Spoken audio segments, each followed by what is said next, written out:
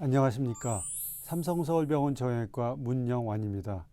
이번 시간에는 관절염의 약물 치료에 대해서 알아보겠습니다. 관절약의 작용은 크게 통증과 부종 감소, 질병 진행의 지연 등으로 나눠서 말씀드릴 수 있겠습니다. 퇴행성 관절염 치료를 위한 약제는 비마약성 진통제, 비스테로이드성 소염제, 마약성 진통제, 관절 내 스테로이드 주사, 관절 내 하이알루론산 주사, 영양 보조제 등이 있겠습니다.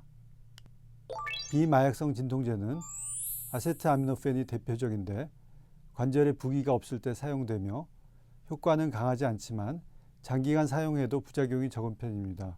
하지만 간이 좋지 않은 경우에는 조심해서 사용해야 하겠습니다.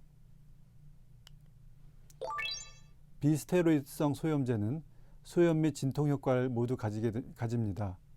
가장 널리 쓰이는 약제로서 평생 복용하는 것은 아니며 증상에 따라 용량을 조절하면 되겠습니다. 비스테로이드성 소염제는 비선택적 소염제와 선택적 소염제로 나눌 수 있는데 비선택적 소염제는 이부프로펜, 나프록센, 아세클로페낙 등을 예를 들 수 있습니다. 선택적 소염제는 위장장애를 줄인 약제로서 셀레콕시브가 대표적이겠습니다. 피부에 사용하는 국소 소염 진통제는 진통 및 소염 효과를 모두 가지며 케토프로펜, 피록시캄 제제가 대표적이며 연고처럼 바르는 제제와 붙이는 제제가 나와 있습니다. 마약성 진통제는 매우 심한 통증의 경우 다른 약물이나 비약물 요법 등으로도 효과가 없을 때 수술 전후에 제한적으로 사용하겠습니다. 중독성이 매우 낮은 종류를 단기간 사용하며 대표적인 약제로는 코데인, 트라마돌 등이 있겠습니다. 뼈주사로 알려진 관절 내 스테로이드 주사는 관절에 부기가 있거나 물이 찼을 때 사용하며 강력한 소염 기능이 있습니다.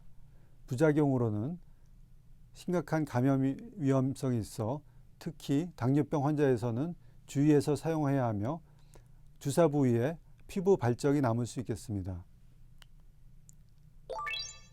관절 내 스테로이드 주사는 실제 뼈가 아니라 관절 내에 스테로이드 제제를 주입하는 것입니다. 적절한 간격을 두어야 하며 주사 횟수를 제한하는 것이 좋겠습니다. 왜냐하면 장기간 반복 주입 시 뼈가 녹는 심각한 부작용을 초래할 수 있기 때문입니다. 먹는 스테로이드 제제는 퇴행성 관절염에서는 원칙적으로 사용 금기입니다. 왜냐하면 장기간 복용 시 골다공증, 당뇨, 백내장, 녹내장, 그리고 피부가 얇아지는 등의 부작용이 올 수 있기 때문입니다. 과거 전문의 처방 없이 무분별한 사용으로 부작용 환자가 많았던 사례가 있습니다. 연골주사로 알려진 관절 내 하이알루론산 주사는 정상관절에서 윤활 및 영양 공급을 위해 분비되는 윤활액 성분과 유사합니다. 효과에 대한 원리는 확실히 밝혀지지 않았습니다. 관절 내 하이알루론산 주사는 대개는 일주 간격으로 3회 투여하며 초기나 중기 환자에게 부분적으로 도움이 될 수 있습니다.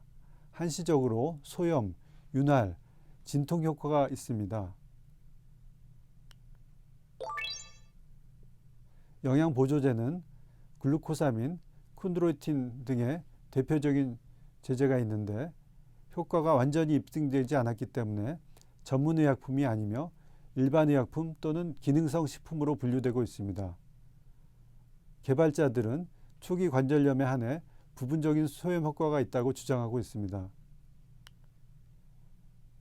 2006년도에 저명한 미국 의학학술지에 보고된 대규모 글루코사민 콘드로이틴 연구에 의하면 글루코사민 콘드로이틴 단독이나 복합요법에서 통증 개선의 효과가 없음을 보고한 바 있습니다. 일부 복합요법에서 중등도 이상의 통증이 있는 경우에는 약간의 효과가 가능성이 있음을 언급한 바 있지만 2013년 미국 정형외과 학회의 퇴행성 관절염 치료 지침에서 글루코사민과 콘드로이틴에 대해 많은 연구가 수행되었지만 단독이나 복합 요법에서 효과가 없었기 때문에 증상이 있는 퇴행성 관절염 환자에게는 효과가 없기 때문에 처방하지 않는 것을 권하고 있습니다.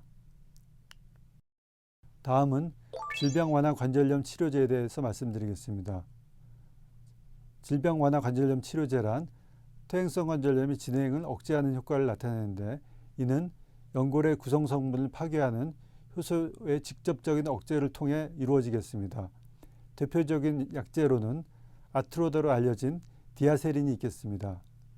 디아세린은 퇴행성 관절의 병리 기전은 연골 파괴, 활막염증, 연골하골 재형성, 연골 모세포 사멸이 있는데, 이 주요 매개 물질로 인터루킨-1 효소를 꼽고 있습니다.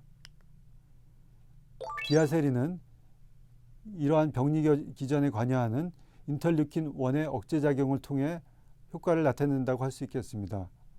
디아세린은 통증과 기능 개선 효과가 있으며 비스테로이드성 진통제와의 비교 연구에서 그 효과가 비슷하다고 보고하고 있고, 비스테로이드성 진통제와 달리 약을 끊은 후에도 약 2개월간 지속적인 효과를 나타내며 안정성이 있는 것으로 입증되어 있습니다. 지금까지 말씀드린 관절염 치료제들의 일반적인 부작용에 대해서 말씀드리겠습니다. 가장 대표적인 부작용은 비스테로이드성 진통소염제의 위장관계 장애입니다. 짧게는 복용 후 수시간 내에 이상 반응이 발생할 수 있습니다. 관련 장애로는 소화불량, 위궤양, 위염, 설사, 변비 등 가벼운 이상 반응으로부터 천공, 출혈 등 심각한 이상 반응이 나타날 수 있습니다. 이러한 위장관계 부작용은 65세의 고령의 환자, 궤양, 출혈의 기항력이 있는 환자, 스테로이드 혹은 항응고제를 병용 투여하는 환자, 고용량 또는 비선택적 소염제를 복용하는 환자, 그리고 흡연이나 음주를 하는 환자에서 흔히 나타날 수 있습니다. 비스테로이드성 소염 진통제의 종류별 위장관계 장애 빈도는 선택적 소염제의 경우 비교적 부작용이 최소화된 반면에, 비선택적 소염제는 위장관계 부작용의 발생 가능성이 높기 때문에 장기 사용의 경우 위보호제를 병용 투여하는 것이 좋겠습니다. 그 외 드물지만 있을 수 있는 관절염 치료제들의 부작용으로는 신장 기능 저하가 있습니다. 이것은 비스테로이드성 진통제의 부작용 중에 하나인데, 전신 부종, 소변량 감소를 초래할 수 있습니다.